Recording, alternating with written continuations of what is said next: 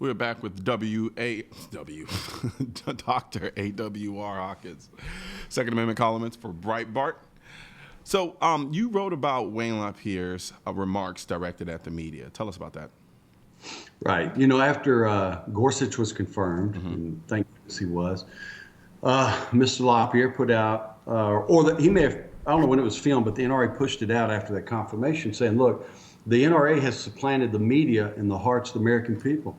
I think that's a fair statement because I think there's been a shift since 2013 in who trusts who and why they trust them. And I think the NRA has done, to me, there's been they've made a shift where they've done a fantastic job, not simply getting their message out. They were always good at that, but they have learned how to undercut the opposition in just the right way at just the right time. It's almost what I would call comedic timing, except it's not a joke, but they know the time and they hit so hard that the mainstream media can't recover. And I believe Mr. LaPierre's right on the money. I believe the NRA has supplanted the media in the hearts of the American people.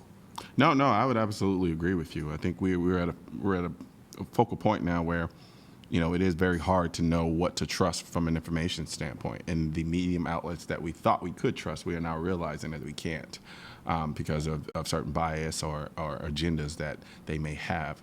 And, you know, there's something to be said about independence from the standpoint of having your own platform to push out the information that you feel is relevant to your cause. And I think the NRA does an exceptional job at doing that. Hell, I'm utilizing it right now, you know, and go ahead. I think that situation this morning in San Bernardino shows it, and I'm just going to touch on it. I know we don't want to talk about things that this close to them happening, but there was an incident where it was the police say it was a murder-suicide. Well, I don't know how many outlets I saw report school shooting, 4 wounded, 4 harmed. They wanted to use as big a number as they could. They wanted to use that phrase, school shooting. And it's a tragedy because 2 lives were lost, but it was a murder-suicide. Now, 2 other people are harmed and they're wounded. I don't want to sit here and make arguments for guns. I want to just say, look, how about some honest reporting? And I think it's that kind of deal, so quick to frame it in a way that would benefit their gun control agenda, so quick to do that. And whereas they would see the NRA say after Sandy Hook, what did the NRA do? They went silent for either 5 days or 7 days. And they actually vilified them for doing that. Yeah, they vilified them. Why don't they respond? Well, why not? But why not show some respect to the families? Yeah.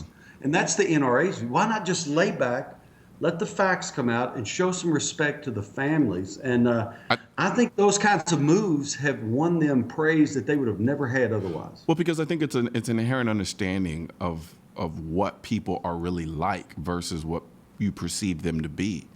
I think when we look at situations that just happened recently, I think there's this jump to conclusion that we gun owners and people that own firearms or firearms activists or that we're somehow less affected by the deaths of people when stuff like this happens. Like somehow we instantly look at the situation and just shrug our shoulders and keep it moving. When in reality, you know, they then try to take our silence for apathy. Right. You know, when in reality, our silence is out of respect to the lives that were lost in these situations. And then ironically enough, then turn around, if we were to open our mouths very quickly, if we were to jump on it immediately and politicize it like they love to do, they love waving that red bloody flag, I call it the bloody t-shirt effect. They love doing that. And they can do it. And when somebody does kind of step out there and not even make a political statement about it, but just mentions it with respect to the reality for what it is, all of a sudden it's how dare you politicize the death of these people? Well, no, we're not politicizing the deaths of these people. We're tired of seeing it happen. So here's what we think could help stop it, which I think is a normal reaction for anybody who's seen someone's life being taken on camera. Or even if it's not, even if you don't see it on camera, just the sheer fact that it happened. So we look at it as like, what can we do to make this stop? Because right now what we have isn't working. Right. And doing the same thing even more so isn't going to work either. Because we actually care about lives. And that's why we own firearms. That's why we want to protect the people we love. We want to protect ourselves. It's because of our appreciation for life that we have guns in the first place. But somehow they've managed to twist the conversation and make it seem like the only reason we want firearms is because we don't appreciate life. And I think that's disgusting. And you're 100% spot on. I think that's why they did win favor with LaPierre's approach and the approach overall of the organization to give that silence for whatever it was, 5 or 7 days. And then, as you say, to come out with very clear statements like, you know what, here's how we can prevent this. We can have this type of training for teachers. We can allow teachers to do this. We can face the fact that a good guy with a gun is the only thing that'll stop a bad guy with a gun. See, these were not attack-specific statements. They don't just apply to that. It was part of an overview, to your point, when how can we keep this from happening everywhere, not just here, everywhere. And it was set forth in that spirit. And then when the media tried to malign it, I think it made the media look bad. They even mocked it. Yeah, they even mocked it. That's what LaPierre's picked up on. That is amazing to me. Like, I'll never forget that. I remember sitting there watching TV, like, my jaw dropped. I'm like, you're literally mocking the idea that the only way you stop somebody who is actively shooting in a situation is to have somebody who doesn't have the same intentions as the person who's actively shooting stop them. Like, they're mocking that. You morons. That is the entire essence of having police officers. Like, that, like, they are considered the good guys who come in and stop. People who have concealed carry licenses, who don't want to be killed, who don't want other people to be killed, are the good guys who want to stop the bad guys. And they mocked it. Like, and at that point, I lost all respect for the other side with respect to this debate. Because I'm like, they want no parts of actual solutions. They want to push an agenda and sit back and do nothing else about it. As you should have. You know, the thing he said, since we're talking about that, and I think that's important for people to understand, I'm still not politicizing San Bernardino. We're talking about what was said after Sandy Hook. Yeah.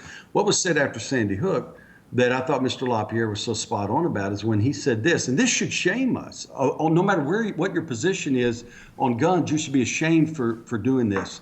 He said, what do? We protect our jewelry with armed guards. Yeah. We protect our banks with armed guards. We protect our football stadiums with armed guards. And I know that's a paraphrase. He said sporting events. But all of these things we protect with armed guards. And what do we do with our kids? We just push them out there and say, man, I hope you make it through the day. Yeah, literally. Is that how we're going to live? I'm not going to live like that. Parents don't even live with their kids like that on a personal basis in their own homes.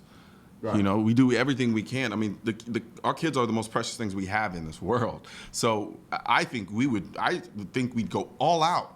Like leave every option on the table to make sure something like this doesn't happen from the standpoint of it being effective. Just throwing options out there just for the sake of throwing them out there and they're not effective makes no sense to me. I agree, 100%. Yeah, 100%. But anyway, that was a good move on my part by Mr. LaPierre. Not that he called me and said, is this a good move? But, you know what I'm saying?